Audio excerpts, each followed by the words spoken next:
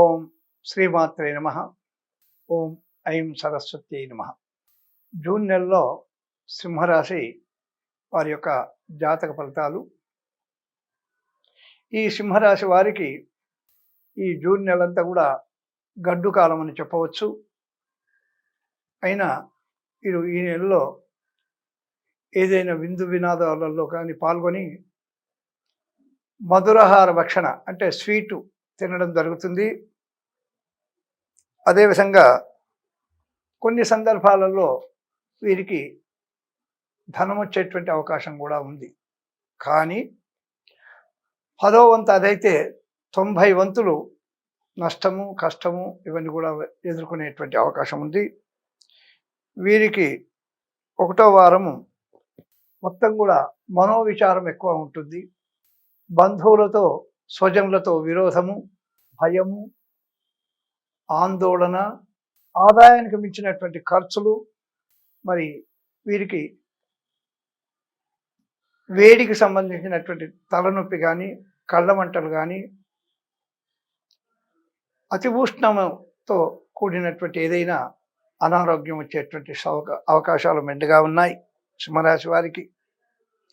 2వ వారానికి ధాన్య నష్టము, స్థానచలనము, ఏ పని గురించి అయినా వెళితే ఆ పనిని పూర్తి చేయలేక అదే పని గురించి పలుమార్లు తిరగడము, చివరికి ఆ పనిని సాధించలేకపోవడము అనగా వృధా భ్రమణం మాత్రమే మిగులుతుంది 2వ వారంలో. వీరికి బంధువులు వీరిని తక్కువ అంచనా వేసి అవమానాలతో గురికి చేసేటువంటి అవకాశము, మరి అదేవిధంగా బంధుజన దూషణ ఇవన్నీ కూడా జరిగేటువంటి అవకాశాలు మెండుగా ఉన్నాయి.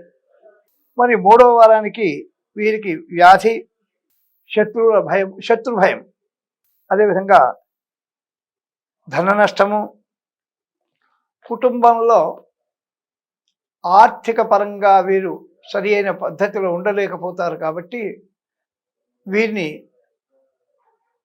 న్యూన్యతాభావంతో అంటే గౌరవహీనంగా చూడడము జరుగుతుంది 3వ వారంలో. 4వ వారంలో వీరికి స్థానచలనము, కార్యవిఘ్నము, భయము,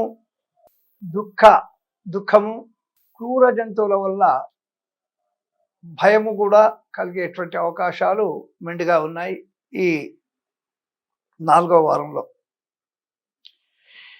వీరు అనుకున్నటువంటి పనిని దేన్ని సాధించలేకపోతారు.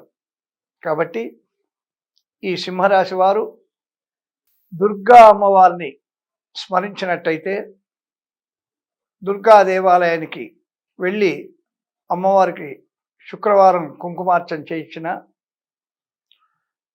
ఆ దుర్గాదేవికి పంచామృత అభిషేకం చేయించిన ఈ జూన్ నెల కాస్త వారికి అనుకూలంగా ఉండేటువంటి అవకాశం మెండుగా ఉంది.